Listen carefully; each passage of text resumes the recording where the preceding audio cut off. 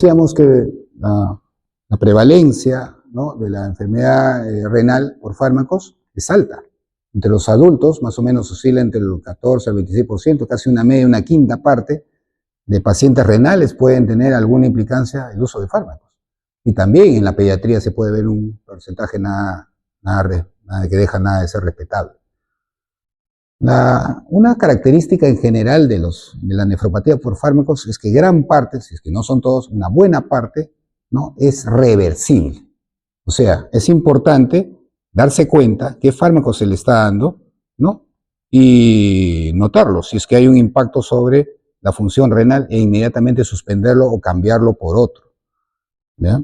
Esto es importante, pues, que en general ustedes tienen que tener como línea de carrera y actitud como alumnos, y ya desde ahora como alumnos, como médicos, que cuando van a ustedes a administrar un fármaco, no se interesen nomás en para qué sirve y lo doy por esta indicación. Tan importante como la indicación es en qué está contraindicado, qué efectos adversos. Entonces uno, cuando prescribe un medicamento, tiene, yo siempre lo digo, la obligación moral y académica y científica de por qué indica para efectos benéficos, pero saber también qué potenciales problemas puede producir, y uno estar naturalmente a la expectativa de los mismos. La nefrotoxicidad, y en algunos casos, ¿no?, puede haber un daño estructural irreversible. La nefrotoxicidad por diversos mecanismos da lugar a 3 lesiones fundamentales. Puede haber más, y eso lo vamos a ver en breve, pero generalmente cuando se habla de nefrotoxicidad se habla de 3 lesiones fundamentales. Y casi ellas tienen muy ligados a los túbulos, porque precisamente ahí es el lugar de concentración. No tanto el glomérulo, ¿por qué? Pero hay también nefrotoxicidad a nivel glomerular, pero no tanto el glomérulo, ¿por qué? Porque el glomérulo es zona de pasaje, de filtrado, pero donde se hacen las verdaderas concentraciones, cálculos, ¿no?, de lo final que debe quedar cualquier sustancia, es en los túbulos. Y por eso los túbulos son los que están más afectados. Y por ello, las 3 lesiones fundamentales a nivel renal por nefrotoxicidad son la necrosis tubular aguda, la nefritis intersticial aguda y la nefritis intersticial crónica. Y bueno, hay que tener en cuenta también otro detalle, ¿no? La relación de la enfermedad renal y de la toxicidad por drogas o nefrotoxicidad es doble. Es de ida y es de vuelta. ¿Cómo es eso? De ida, porque por un lado,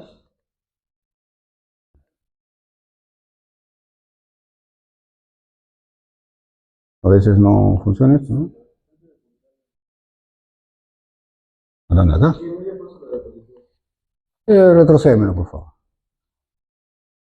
Ya. ¿Es de ida o es de vuelta? ¿Qué significa esto? Bueno, estamos hablando de nefrotoxicidad.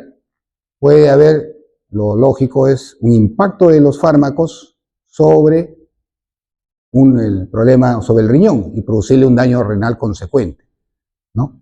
Pero también puede haber, en algunos pacientes, ya una enfermedad renal establecida, y eso puede afectar la eliminación de ciertas sustancias. O sea, ustedes tienen que tener mucha mayor atención, ¿no?, en pacientes con problema renal ya establecido, qué fármaco le están dando, porque podría ser más deleterio, más tóxico, porque evidentemente este es un órgano que facilita la eliminación de sustancias, y si está afectado, esta eliminación va a tener mucho más problemas y por tanto la toxicidad va a ser mayor. La siguiente, por favor.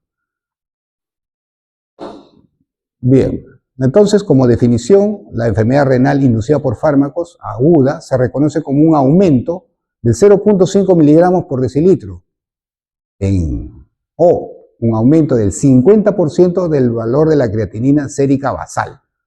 Es decir, si tiene 1 miligramo por ciento, ¿no?, en la elevación a 1.5, que es lo mismo el 50%, también a 1.5 de esta creatinina, pero en un lapso de 24 a 72 horas, no más allá de los 3 días.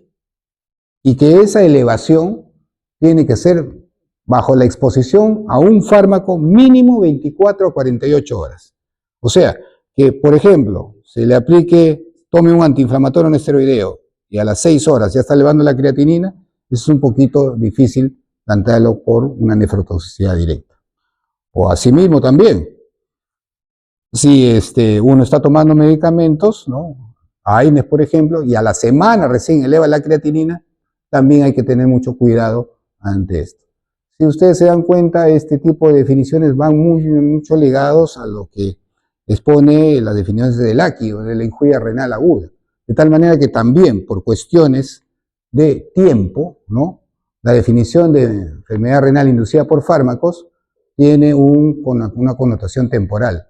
¿Por qué? Porque hay fármacos que se dan y empieza a aparecer entre 1 a 7 días, y eso se correspondería a un AQI, ¿no?, una enfermedad renal aguda, o una subaguda, que es entre 80 a 90 días, a veces son dosis acumulativas, y puede haber crónicas, que también responden al mismo criterio que ustedes bien conocen de enfermedad renal crónica, más allá de los 3 meses o de los 90 días. Esto básicamente se adoptó con los mismos criterios del CADIGO, que habla de injuria renal aguda, subaguda y enfermedad renal crónica, también para el daño que induce la exposición a fármacos, ¿no? La siguiente. Bien, acá hay una lista de los diversos mecanismos de nefrotoxicidad y probablemente los ejemplos más emblemáticos de ambos, ¿no? Y ahí señalamos que habían 3 componentes importantes, ¿no? La necrosis tubular aguda, la nefritis intersticial aguda y también la crónica. Pero también puede haber daños a otros niveles, como producir injuria renal aguda, si es posible, como un mecanismo perrenal, o como glomerulonefritis también, puede haberlo también. Por ejemplo, en lesión renal aguda, característicos, ahí están los AINES, cualquiera de los AINES, analgésicos no opioides, los inhibidores SECA y por tanto los bloqueadores de angiotensina 2, ¿no?, muy utilizados en cardiología, y también, como hemos visto, también como nefroprotectores. Hay un poco esa dualidad, ¿no? Como va a ser nefroprotector por un lado, doctor, ¿no?, y por otro lado puede ser lesión renal aguda. En un grupo de pacientes puede darse esto y hay que tener mucho cuidado, ¿no?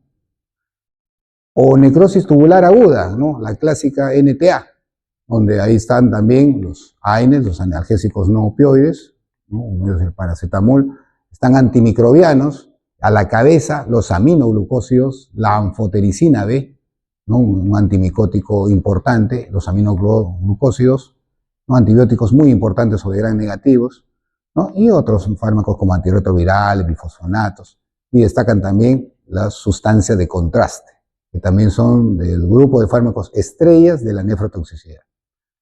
Glomerulonefritis, ¿no?, es decir, pacientes que hacen como una especie de síndrome nefrítico, ¿no? Más raro, más infrecuente, ahí está el litio, la penicilina G, el propiltiuracilo, la hidralacina.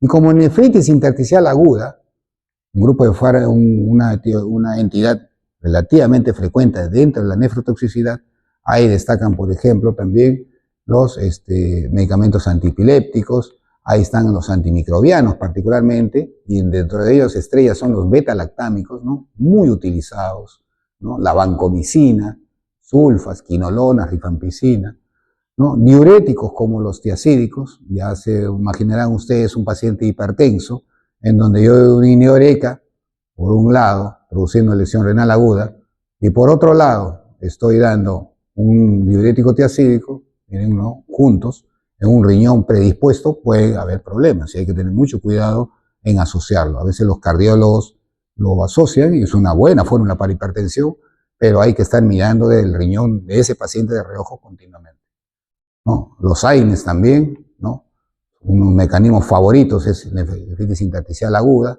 ¿no?, entre otros. Y también a veces la noble, inocua, inofensiva, aparentemente inhibidor bomba de protones, el omeprazol. Siempre mencionamos el omeprazol y antimicrobianos como los beta-lactámicos, la ceftriaxona. Si ustedes se ponen y a alguno le gusta revisar un poco historias, deben ser de los 2 medicamentos favoritos que en emergencia lo recetan hasta por gripe, los residentes, ¿no? Casi todo paciente que pasa a piso tiene ceftriaxona y tiene omeprazol. Y puede estar ya juntos, pueden empezar a hacer nefrotoxicidad. La siguiente, por favor. La siguiente. Bien, retrocedo. Por otro lado, si hay una nefritis intersticial aguda, puede haber una crónica también. Y acá también están como protagonistas los AINES, ¿no? Otra vez los AINES nuevos, ¿no? Los inhibidores de la calcileurina, la ciclosporina, por ejemplo, ¿no? Utilizado en algunas enfermedades inmunológicas, ¿no? En glomerulopatía membranosa lo hemos citado como una de las terapias, ¿no? De elección también, hablando de glomerulopatías primarias. Hay que tener mucho cuidado y siempre hay que preguntar por medicamentos como hierbas ahí, productos inofensivos aparentemente, de carácter herbolario, natural, ¿no? Siempre se quiere vender la idea de que lo natural no es tóxico, no es lesivo. Ojo, hay unas preparaciones naturales que tienen sus bemoles. Y además puede haber nefropatía por cristales también, ¿no? Ahí destacan pues algunos antimicrobianos como la ampicilina, la sulfa, unos antivirales, ¿no? Rhabdomiolisis, miren que es una entidad infrecuente, rara, es causa de insuficiencia renal aguda y puede ser propiciado por una serie de medicamentos. Claro, las estrellas son las estatinas, pero pueden ser por sedantes, diuréticos, corticoides, antipsicóticos, antihistamínicos. Y también microangiopatía trombótica. Eso lo verán con lujo de detalles cuando lean hematología, la famosa púrpura trombótica trombocitopénica, ¿no? La anemia microangiopática, en donde muchos hay con variados reportes, ¿no? Que son propiciados por, a veces por antiagregantes plaquetarios, entre ellos la piclopidina, el clopidogrel, ¿no? Entonces, como pueden ver, es una lista importante de diversos mecanismos, por lo cual un fármaco puede producir nefrotoxicidad a diferente nivel, de modo directo o indirecto. La radiomielisis, por ejemplo, es una forma indirecta de producir nefrotoxicidad porque hay destrucción de fibras musculares, ¿no? Liberación de productos, entre ellos la mioglobina, y eso puede ser lesivo para el riñón y producir una insuficiencia renal aguda, por ejemplo, ¿no? Entre otros. La siguiente. Bien, si nos ponemos a revisar a todos los fármacos detalle por detalle, nos quedamos hasta mañana. Y eso no es para nada nuestra intención.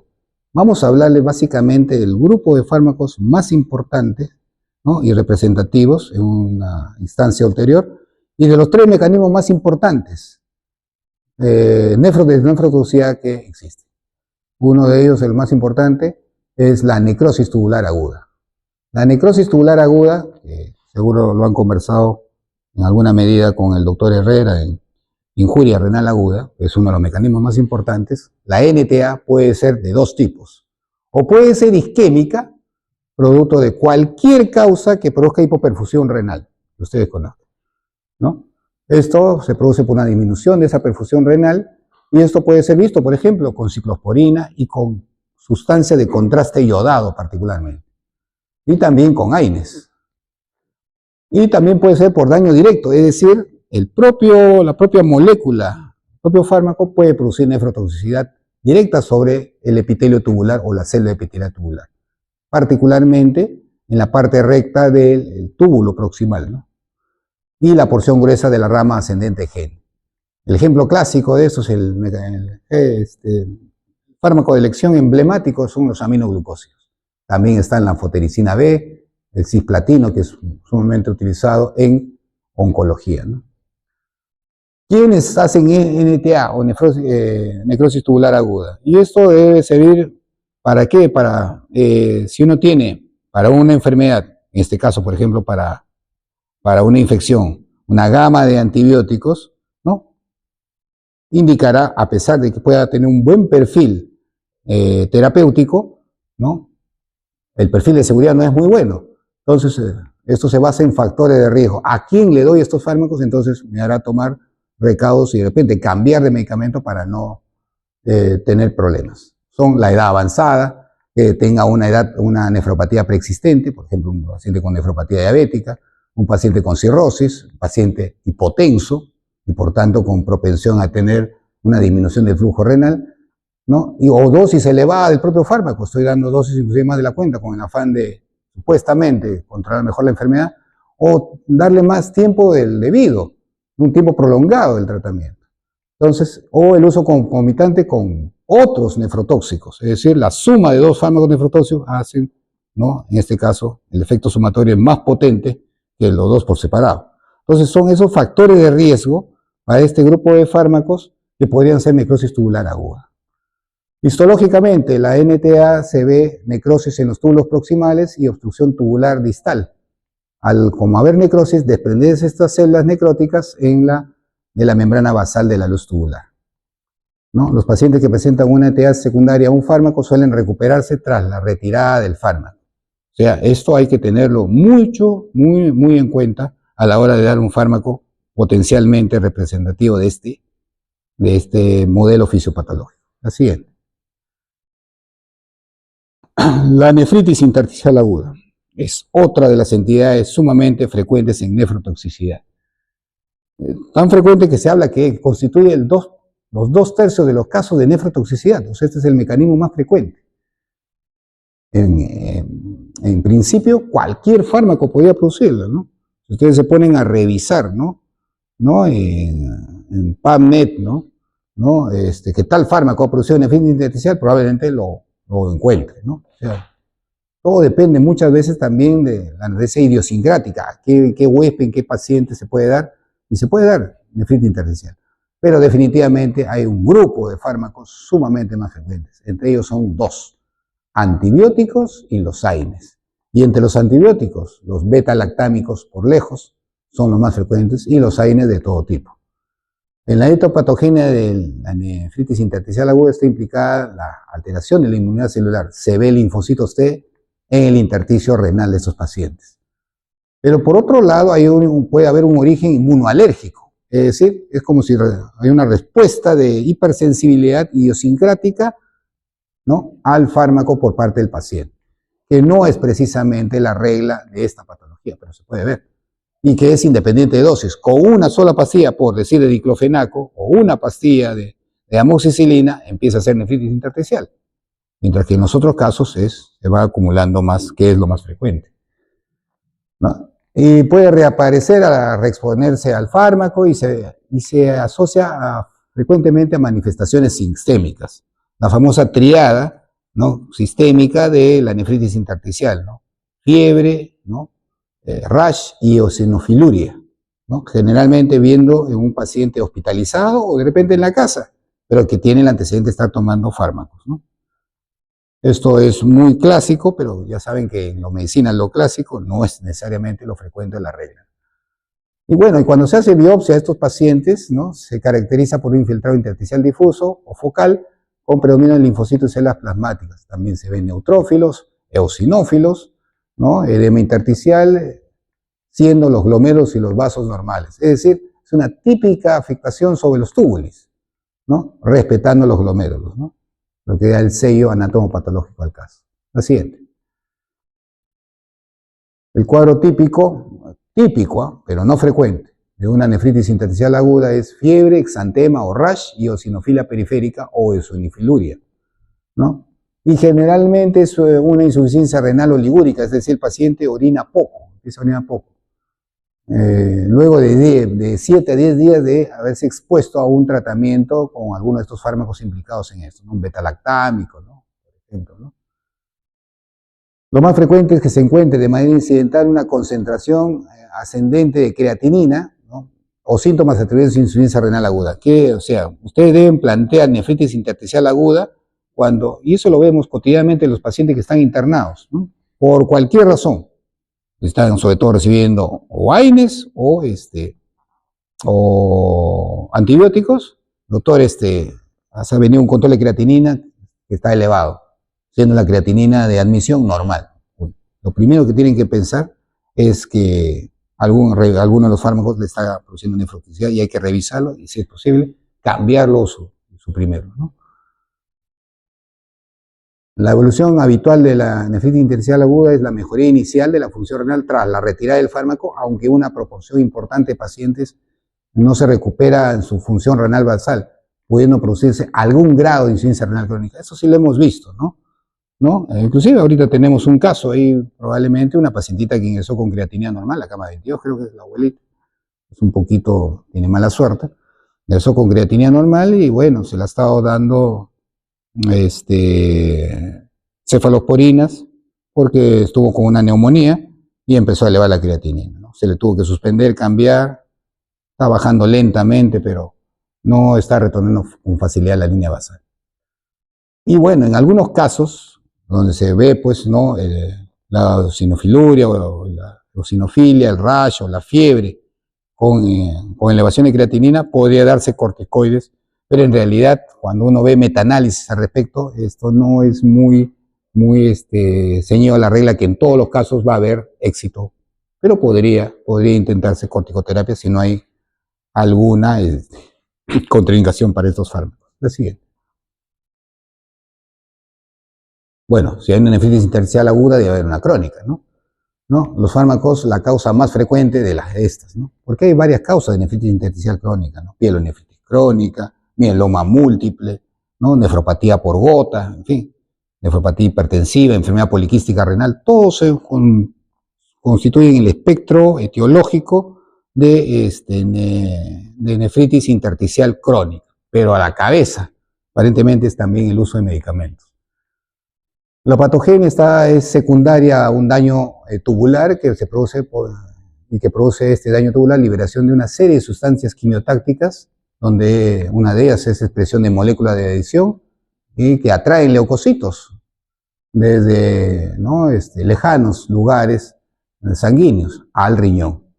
Entonces, en el epitelio tubular también empieza a secretar sustancias vasoactivas, factores de complemento, célula presentadora de antígenos, es decir, se inicia una cascada de inflamación en el intersticio, ¿no? Inclusive, bueno, hay convocatoria de linfocitos, macrófagos, células inflamatorias, pero lo que empieza a haber es fibroblastos. Y ustedes ya saben que cuando hay fibroblastos va a haber fibrosis, y fibrosis es sinónimo de daño crónico irreversible. Por eso que la nefritis intersticial crónica es una de las causas, también a tener en cuenta, importante, de enfermedad renal crónica, particularmente con riñón pequeño, ¿no? El diagnóstico se basa, pues, en los datos clínicos de laboratorio, fundamentalmente de creatinina elevada crónicamente, como una enfermedad renal crónica, y a la ecografía, estos datos, ¿no? Se observa riñones pequeños y una pobre diferenciación córtico-medular en casos avanzados, signo inequívoco de enfermedad renal crónica, ¿no? Bueno, el diagnóstico definitivo lo daría una biopsia renal, que en realidad en la práctica no lo hacemos. Fundamentalmente lo hacemos con datos clínicos y ecográficos, ¿no? Y la historia, ¿no? Bueno, y el tratamiento se basa en la retirada del fármaco, pero evidentemente sin carácter de reversibilidad, ¿no? La siguiente. Bien, entonces vamos a ver algunos fármacos representativos, no todos, la lista sería mucho más larga, pero que son más comunes y más clásicos, y hay que, por lo menos, ustedes tienen que tener en cuenta, estar preparados para administrarlo de la mejor manera. Ahí están los antimicrobianos, y entre los microbianos destacan los aminoglucósidos. Bueno, tienen una proporción importante de problema renal secundario, aparecen un 10 a 25% de los pacientes tratados. Miren, de 1 a 10 o de 10, 2 a 3, van a tener este problema de aminoglucósidos. Los aminoglucósidos tienen la particularidad que se liberan, se filtran libremente en el glomérulo y se concentran y dañan las células tubulares proximales. Ahí está su target de afectación, ¿no? La lesión renal está relacionada a la acumulación de metabolitos de este antibiótico en la corteza renal. Y lo que va a producir ahí es una injuria renal aguda, un AQI, o un fracaso renal agudo secundario, una NTA. El mejor modelo, uno de los mejores modelos de NTA por nefrotoxicidad es los aminoglucósidos. Y habitualmente es no oligúrico. Es decir, el paciente está orinando normal y le está uno dando aminoglucósidos y uno cree que no está pasando nada, ¿no? Lo que tiene que ver es siempre un control de la urea de creatinina sabiendo que se le está dando aminoglucósidos. Para eso ustedes tienen que saber si van a dar el fármaco o la sensibilidad del antibiograma indica que solo le vamos a dar aminoglucósidos. Ustedes tienen que estar muy atentos a cómo se comporta su riñón. Y esto aparece después de los 5 a 7 días de tratamiento, o sea, casi al finalizar la semana. No es algo que aparece a las 24 o 48 horas, sino por lo menos a la semana. El sedimento urinario presenta una proteinuria leve y una excreción fraccional de sodio superior al 1%. Debido a que estos fármacos lesionan, la lesión suele afectar la porción gruesa del asa de Henle también, y puede haber inclusive posteriormente poliuria debido a la disminución de la capacidad de la asa gruesa de Henle de concentrar la orina, ¿no? Y entonces se va a empezar a perder cuando hay esta capacidad de concentración y hay poliuria, ¿no? No quiere decir que el riñón está muy bien, al contrario, está fallando en la concentración, puede haber una pérdida de electrolitos, entre ellos destaca la pérdida de magnesio o inclusive de potasio en estos pacientes. ¿Cuáles son los factores de riesgo que hay que tener en cuenta cuando uno da aminoglucósidos para producir nefrotoxicidad? Bueno, hay de tres, se clasifican en tres niveles, ¿no? Los relacionados con el fármaco, ¿no? Que son el tratamiento prolongado. Ya si van a dar más de 7 días, duden enseguida dando un aminoglucósido. Debería ser no más de una semana. Eso de tratar 10, 15 días, bueno, hay que administrarlos santiguándose prácticamente y viendo la urea creatinina cómo va, ¿no? ¿Por qué? Porque estos fármacos tienden a depositarse, a acumularse en el intersticio y en las células tubulares, potenciando su nefrotoxicidad.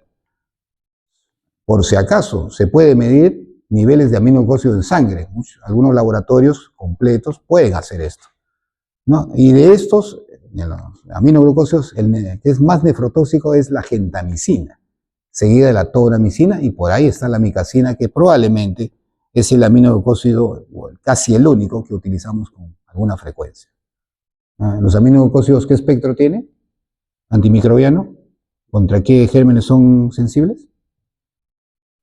Gram negativos, ¿no? Eso no van a dar para neumococo, para anaerobio, sino para gram negativos.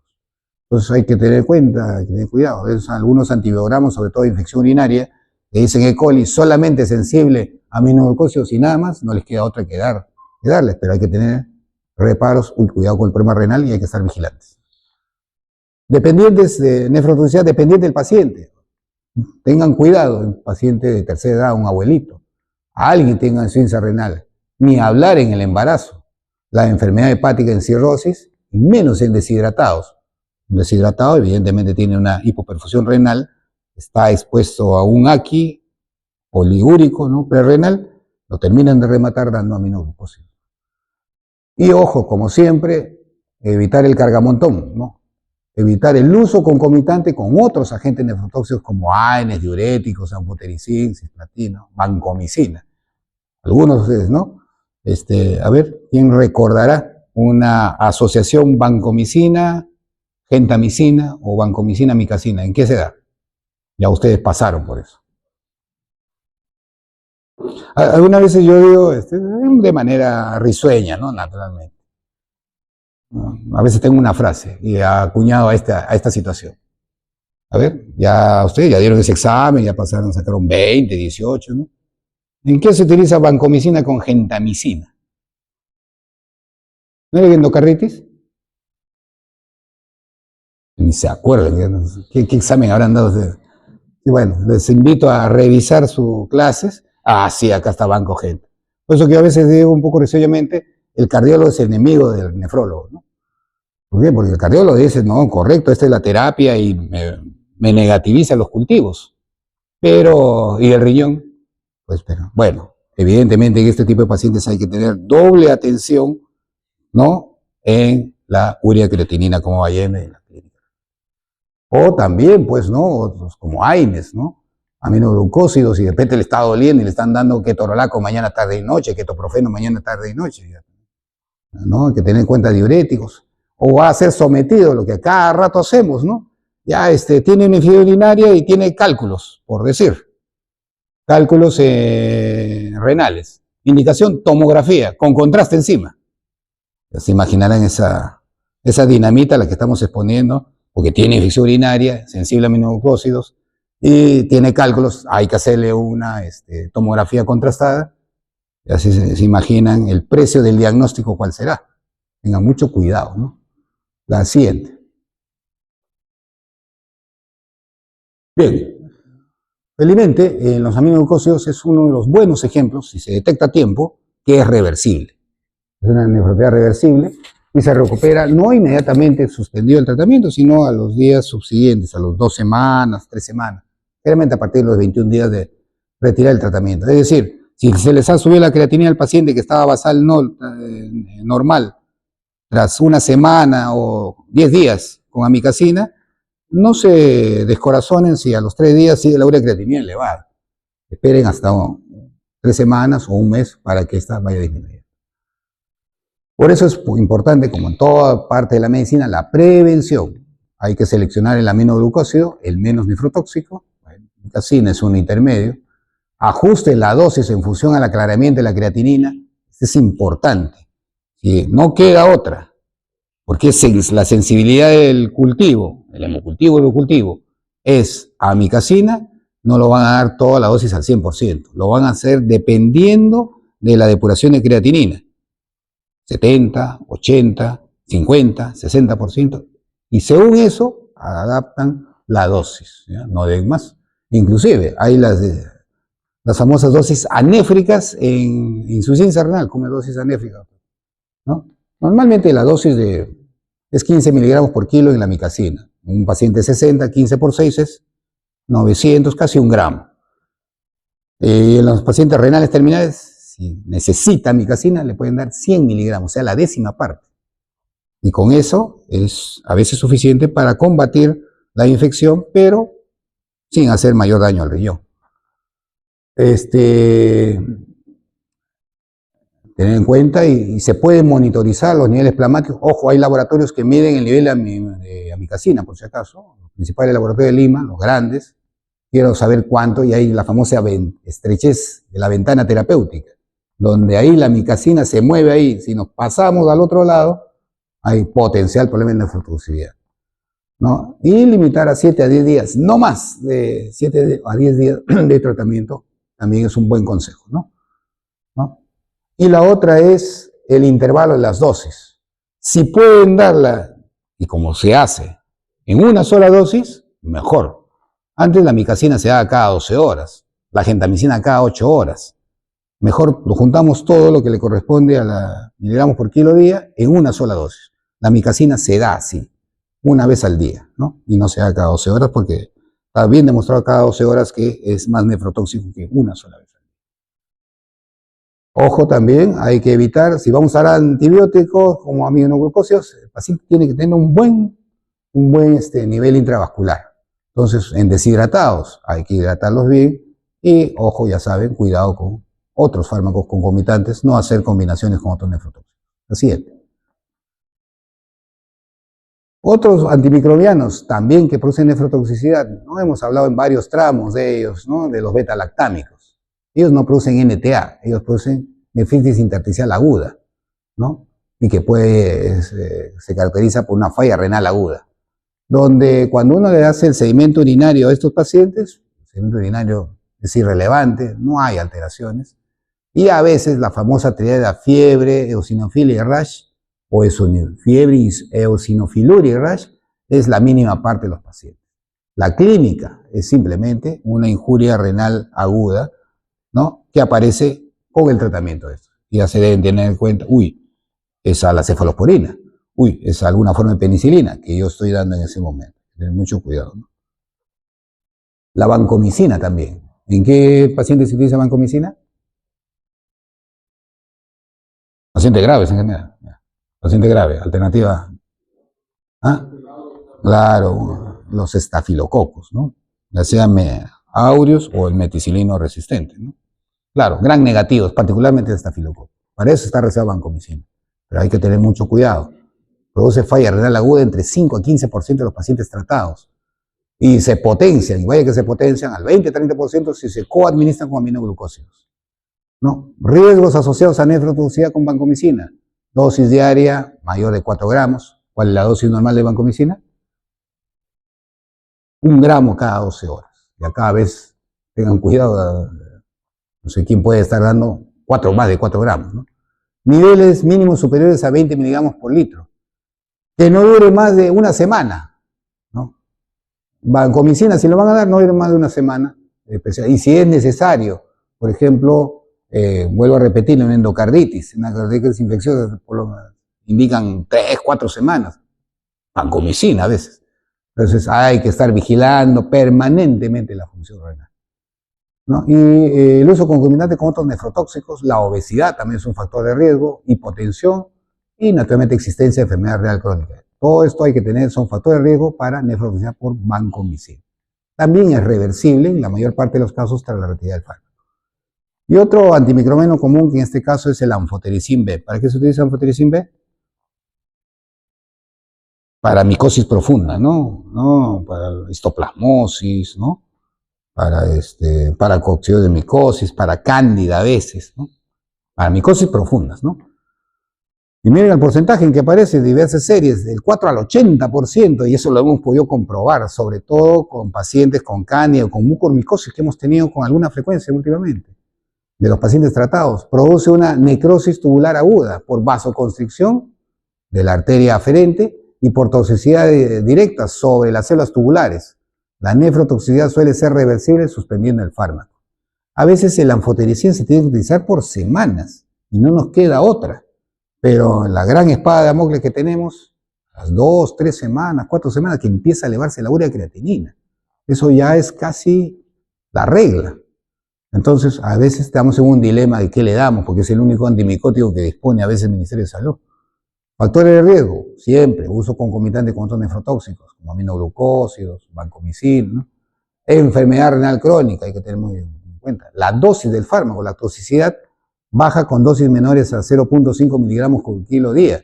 Recuerden que esta dosis es la dosis terapéutica inclusive, o que no pase de una dosis acumulada total a lo largo de los días, semanas de 600 miligramos. Suele causar deterioro de la función renal, pérdida de potasio, magnesio, o sea, hipocalemia, hipomagnesemia, acidosis tubular distal y poliuria debido a diabetes insípida nefrogénica, ¿no? La nefrotoxicidad puede mitigarse disminuyendo la dosis, cambiándolo bajo una forma, que lamentablemente es cara. Hay lo que se conoce como el anfotericin liposomal, ¿no? Que es mucho menos nefrotóxico, pero es sumamente más caro, ¿no? Y siempre, lamentablemente, el Ministerio de Salud nos da fármacos, ¿no?, baratos y llenos de problemas. Y bueno, como ustedes dicen, es lo que hay, y si hay que darle eso y no tenemos otra para un hongo, habrá que dárselo, pero casi santiguándose por el efecto de nefrotoxicidad, ¿no? Y hay que valorar siempre, ¿no? Terapia para el dolor. Ese paciente con micosis profunda tiene dolor, le va a usar AINES. Ojo, cuidado. Y cuidado que se les complique si hay pacientes deshidratados. La siguiente. Otro grupo estrella de nefrotóxicos y que son el pan de cada día, se utiliza sin receta, de manera ambulatoria, son los antiinflamatorios no esteroideos, los famosos AINES, cuya prevalencia, que es el uso sumamente difundido, está entre el 1 al 5% de los pacientes que consumen estos fármacos. Y puede dar diferentes tipos de nefrotoxicidad, desde una falla renal aguda o una injuria renal aguda, un ACI, pasando por alteraciones hidroelectrolíticas, puede, ya como hemos visto, producir nefritis intersticial aguda, e inclusive síndrome nefrótico o combinaciones de síndrome nefrótico con estas, ¿no? Acá estamos viendo por primera vez glomerulopatías, ¿no? Que hay fármacos que producen glomerulopatías, por supuesto que sí. Cualquier tipo de AINE, tanto selectivo como no selectivo, ¿no? Porque últimamente no, hace 20 años irrumpieron los famosos inhibidores de la COX-2 y nos vendieron la idea, ¿no?, laboratorios, que esos AINES cumplían su papel en tener efecto antiinflamatorio, eran analgésicos, sin dañar otros órganos, entre ellos el riñón. Bueno, era lo ideal, ¿no? ¿Por qué? Porque solamente tenía receptores selectivos, ¿no?, para su afectación a nivel inflamatorio. No había para receptores en la mucosa gástrica, porque ustedes saben que los AINES también producen HDA, ¿no?, o problema renal. Pero el tiempo, ¿no?, desenmascaró estos efectos y también pueden producir problema renal estos famosos inhibidores de la COX-2, ¿no? Ya saben que estos fármacos, ¿no?, en general los AINES, inhiben la síntesis de prostaglandinas. Las prostaglandinas son sustancias protectoras del riñón, favorecen la perfusión renal vasodilatándolo. Y si un AINE se da, se va a producir lo contrario, una vasoconstricción de la arteriola aferente y un descenso de la perfusión glomerular, con lo cual va a dar típicamente, ¿no?, un fracaso renal agudo o insuficiencia renal aguda prerrenal, ¿no? Aparece generalmente a los 3 a 7 días de iniciar el tratamiento. También suele ser reversible cuando se detecta a tiempo, ¿no? Y comienza la recuperación a las 24 a 72 horas de suspender el fármaco, ¿no? Aunque la vasoconstricción puede persistir, inclusive los AINES pueden producir NTA, ¿no? Los AINES son medicamentos que casi no fallan en producir afectación renal a diferentes niveles. Necrosis tubular aguda, nefritis intersticial, ¿no? Glomerulopatía, o sea, están presentes casi todos. Es un mejor modelo de los AINES de fármaco que hace daño a todo nivel, ¿no? Generalmente el sedimento urinario no tiene mayores alteraciones y hay que siempre tener en cuenta los factores de riesgo, ¿no? Pacientes con enfermedad renal crónica, deshidratados, las combinaciones frecuentes, insuficiencia cardíaca, cirrosis, hipercalcemia grave, síndrome nefrótico. Los AINES son causa de síndrome nefrótico, por si acaso. Y ojo, el uso concomitante con inhibidores seca, ARA2 y diuréticos, ¿no? Es clásico, ¿no? El paciente de tercera edad, que es cardiópata, ¿no? Tiene insuficiencia cardíaca y sus profesores les han dicho, ¿no?, de cardiología, ¿no? Y es hipertenso, ¿no?, que puede tomar inhibidores seca, bloqueadores de angiotensina 2 y tiazídicos. Pero además tiene dolores articulares, porque es la edad, los achaques, y está tomando diclofenaco, ¿no?, como si fuera el pan de cada día, ¿no? Entonces, toda esa conjunción, todo ese mix, son una bomba de tiempo para que uno de esos días reciban al paciente de emergencia, ¿no?, con respiración acidótica, que no puede orinar bien, ¿no?, y está con una insuficiencia renal por el medicamento. La siguiente. ¿No? Decíamos que podría producir una nefritis intersticial aguda asociada al síndrome nefrótico. El síndrome nefrótico que producen los AINES puede ser o por cambios mínimos o por nefropatía membranosa. Ya hemos conversado con ustedes que esas son enfermedades representativas de las glomerulopatías que producen síndrome nefrótico, ¿no? Clínicamente presentan deterioro de la función renal, ¿no? Empiezan estos pacientes a presentar decaimiento de la urea, aumento de la creatinina, aumento de la urea, puede existir hematuria en el sedimento urinario con piuria estéril naturalmente, y proteinuria, signos inequívocos, tanto la hematuria y sobre todo la proteinuria, de afectación glomerular, ¿no? Estos pacientes no suelen tener fiebre, no hay rash, no hay eosinofilia, y se puede producir una recuperación tras retirar el AINE, ¿no?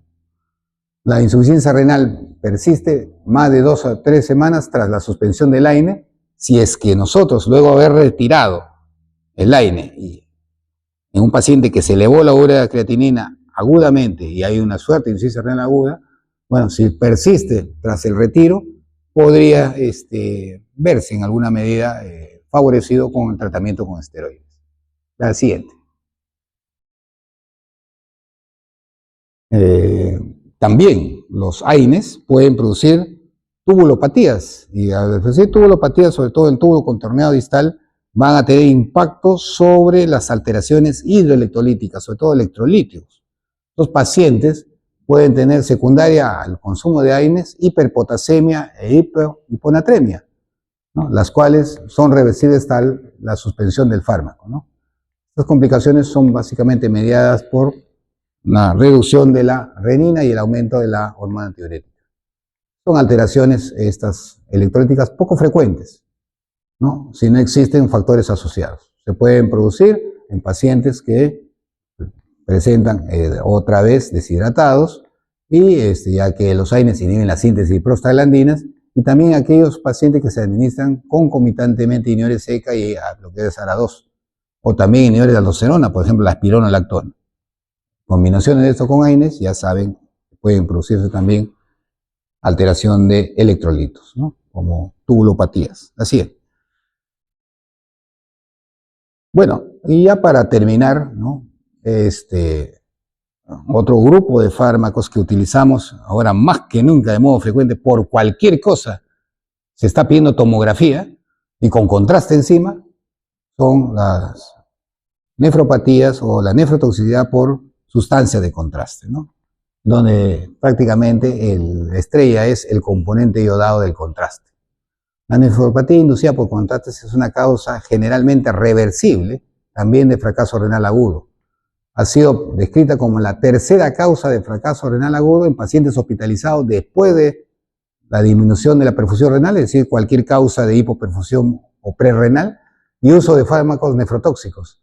Todos los anteriores versus sustancia de contraste. Entonces, tengan mucho cuidado que luego de haber, ¿no?, pedido una tomografía aparentemente, ¿no?, inofensiva, para ver, evidentemente bien indicada, ¿no?, con contraste, doctor, ha empezado a subir la urea creatinina. Es definitivamente la sospecha de ello. Entonces, se manejan criterios para acuñar, ¿no?, o rotular a un paciente que tiene esta entidad, es decir, una nefropatía inducida por contraste al fracaso renal agudo de cualquier otra etiología, basándose en la definición de fracaso renal agudo dado por las guías del KDIGO, ¿no?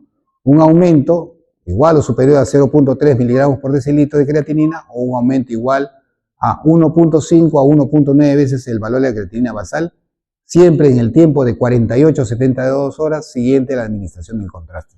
Si cumple estos criterios, ¿no?, de tiempo y de cantidad de elevación de creatinina, ¿no?, en un paciente que ha sido sometido a este tipo de estudios, entonces están ante una nefropatía por sustancia de contraste. Y donde fundamentalmente el mecanismo de acción lo explica básicamente la necrosis tubular aguda. Es otro de los mejores modelos de NTA medicamentosa, ¿no?, o por fármacos, el contraste iodado. Y se establece, porque no está todavía muy claro, bien determinado, ¿no?, cuál es la etiopatogenia y la fisiopatología respectiva, se establecen básicamente dos teorías.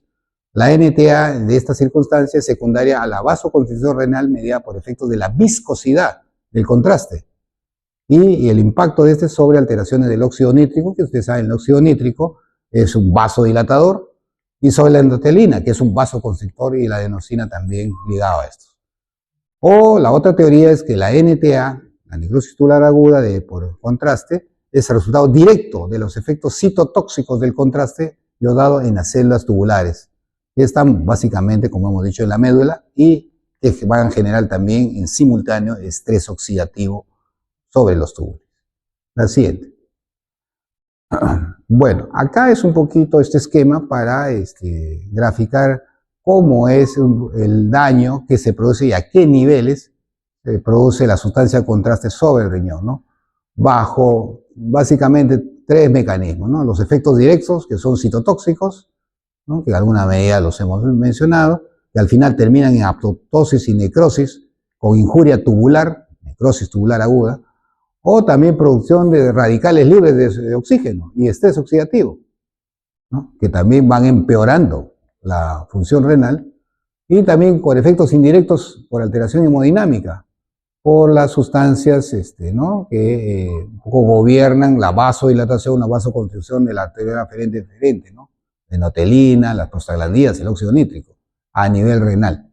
Lo que van a producir es una hipoxia a nivel del tejido renal, y por tanto van a producir isquemia prolongada. Y todo eso, todos estos tres factores, sumatorios, van a producir un empeoramiento de la función renal. La siguiente. Factores de riesgo para la sustancia de contraste, muchos de ellos se repiten, ¿no?, de los que hemos dicho anteriormente, ¿no? Insuficiencia renal previa, pero ojo, diabéticos. Yo tengo mucho cuidado con pacientes que necesito hacer tomografía porque son diabéticos y tienen un grado de nefropatía. De repente, en mi internamiento, en mi hospitalización, le añado otro diagnóstico, enfermedad renal, por contraste. Entonces hay que tener mucho cuidado, hay que pensar mucho si es sumamente necesario, si el beneficio supera el riesgo de hacer ese estudio contrastado en un paciente diabético. La edad avanzada, los abuelitos. La insuficiencia cardíaca congestiva. ¿Por qué? Porque la ICC, ustedes saben, que puede afectar también al riñón. Y está muy de moda el famoso síndrome cardiorrenal. Entonces, a esos pacientes con insuficiencia cardíaca que podrían tener daño renal potencial, terminamos de rematarlos con un estudio contrastado. Hay que tener mucho cuidado. Bueno, trasplante renal, los deshidratados, uso de nefrotóxicos, los pacientes anémicos también hay que tener mucho cuidado. También, ¿no? Porque la anemia va en directa relación a perfusión de oxígeno, ¿no? Oxigenación de tejidos. Pacientes con hiperuricemia, hipoalbuminemia, muchos de nuestros pacientes tienen albumina baja, y eso también, la albumina baja hace que el intravascular esté disminuido. ¿Por qué? Porque la mayor parte del líquido se va al intersticial. Entonces tienen volumen arterial efectivo disminuido y por tanto son candidatos a hacer disminución del flujo renal y con sustancia de contraste los terminamos de rematar. De hipertensos porque probablemente puede haber hasta glomerulosclerosis en esos riñones. Entonces hay que tener mucho cuidado, hay que pensar, no es que estén proscritos, sino hay que tener mucho cuidado en administrar, ¿no?, sustancia de contraste tan solamente sea sumamente necesaria. O dependiente del procedimiento. Bueno, ya esto es un poquito prevención, ¿no? ¿Y cómo prevengo eso? ¿No? Dando una previa hidratación al riñón y al paciente, una buena hidratación previa. Pero hay que tener mucho cuidado con los cardiópatas, porque a ellos tampoco no les puedo dar generosamente mucho líquido. Pero tengo que dar salino para que ese riñón esté completamente irrigado y no se quede pegado, o se quede pegado solamente en el momento del contraste, pero después barrerlo con el líquido que le damos y evitar así. El tipo de sustancia de contraste. Bueno, hoy hay sustancias de contraste a base de yodo, pero solubles, ¿no? Mucho más fácil de manejar. Los antiguos eran liposolubles, esos eran los que se quedaban ahí en el tejido, difícil de erradicar, aún con una hidratación generosa. La vía de administración del contraste, ojo, hay que tener mucho cuidado con las arteriografías. Es más nefrotóxica una arteriografía que un estudio poniendo el contraste administrado por vena, ¿no? Y que tiene que ser por tiempo corto, lo más rápido posible, ¿no? En menos de 48, 72 horas, ¿no? Inclusive no hay que estar repitiendo, ¿no? No me salió bien la tomografía contrastada, otra vez hay que tomárselo, ¿no? Pues es sumamente peligroso, ¿no? La siguiente. Bueno, la clínica típicamente de estos pacientes es que luego del contraste hay una fracaso renal agudo, habitualmente sin oliguria. O sea, no les avisa. Ustedes tienen que, por regla, después de cada estudio contrastado, a las 24 o 48 horas, tomarle una urea creatinina, sabiendo que ustedes tienen ya una urea creatinina previa. Ya, esta es la basal, antes del contraste. Y por eso que siempre piden los técnicos o los centros de donde hacen estudios radiológicos, por favor me trae su creatinina. Si la creatinina basal está bien, correcto, porque hay que hacer una creatinina a las 48 o 72 horas. El valor máximo de la creatinina, si es que se eleva, va a ser a las 48 o 72 horas de administrar el contraste y después se presenta una recuperación progresiva de la función renal hasta alcanzar valores basales a la semana de exposición. Presenta por lo general una eliminación del sodio inferior a 20 milicalentes por litro y un sedimento urinario irrelevante. Por el sedimento urinario no van a sacar, ¿no?, nefropatía por contrastes, porque no le va a ayudar nada. Bien, y la siguiente, y finalmente creo, la siguiente, la anterior, a ver. Prevención para nefrotoxicidad. Por tanto, utilizar la menor dosis posible de contraste, ¿no? Si es posible, el contraste debe ser más o menos, hasta aquí o menos, 4 miligramos por kilo de peso. Estamos hablando de contraste que sea menos de un cuarto de litro, menos de 250 cc. Si es menos, mejor todavía.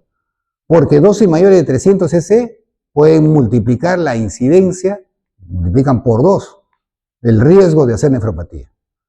Evitar repetir los procedimientos en un corto tiempo, otra vez le voy a hacer otro, no habría que hacer eso.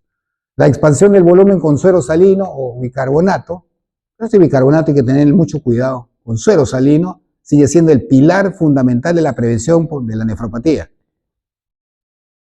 Entonces, por eso hay que, previo al examen radiológico, hay que pasarle generosamente una determinada cantidad de cloruro, que generalmente es de medio litro a un poco más.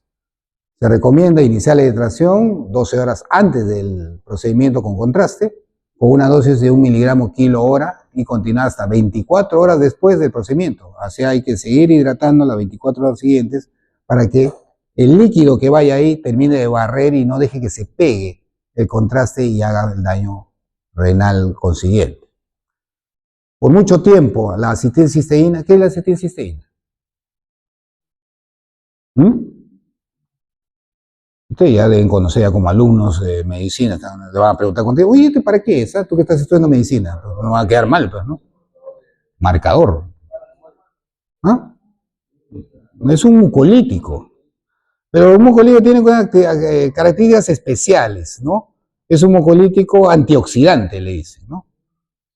Antioxidante, anti-free radicals, y por esa propiedad tuvo mucha popularidad en dar, ¿no?, acetilcisteína a estos pacientes, ahí en Novenoso por si acaso, para prevenir nefrotoxicidad. Bueno, eso estuvo por un tiempo, fue controvertido, pero se ha demostrado, sobre todo en pacientes con filtración glomerular menos de 45, que no son nada útiles. Y por tanto, ha ido decayendo su uso al respectivo. La siguiente. Bien, y acá es un poco el resumen de la prevención y el tratamiento a injuria renal aguda inducida por contrastes. Probablemente lo mejor, lo casi probado, es la hidratación. Y hidratación de tipo endovenoso, no oral, ¿no? La endovenosa. Es lo mejor que hay, más o menos comprobado, que previene un riñón bien hidratado pre y post. Las posibilidades son mucho menores de producir algún grado de problema renal. La N-acetilcisteína, que tuvo un boom hace algunos años, ¿no?, era un barredor de free radicals, en teoría podía vasodilatación, precursor de la síntesis de glutatio, inhibía de la ECA, todo eso tenía, pero cuando fue sometido a los estudios, al rigor de los estudios de metaanálisis y ensayos clínicos randomizados, no se mostró ninguna diferencia y por tanto casi eso está quedando en desuso. Las estatinas, que también en teoría tenían un efecto pleiotrópico, mejoraban la función endotelial, mantenían el óxido nítrico, la producción, en fin, eso fue sometido también a metaanálisis, también prácticamente no hay, hay efectos confusores, ¿no?, que contribuyen en realidad a resultados que son inciertos. Inclusive los novedosos, los noveles SGLT2, ¿no? La dapaglifosina y todo ello, que ya quería aplicarse a todo tipo de cosas ya, ¿no? Hasta para impotencia quería hacer ¿no? SGLT2, pues no. Son buenos medicamentos en diabetes, en insuficiencia cardíaca, enfermedad renal crónica, pero no tienen un impacto sobre este particular problema, que es un AQI asociado a nefropatía por contraste, ¿no? La vitamina C, ¿no?, la famosa vitamina C, ¿no?, que es un barrendero de radicales libres de oxígeno y que todo el mundo se lo pone, busca ponérselo en la vena, también se creyó que podría ser bueno para nefropatía por contraste, también los estudios recientes randomizados, ¿no?, estudios, ensayos clínicos randomizados, ¿no?, demostraron que no han demostrado ese efecto esperable o teórico, ¿no? Incluso hasta la teofilina también. Creo que ese fue el único, el último. Nada más, ¿no? Creo que... Bien. Bien. ¿Hasta aquí alguna pregunta?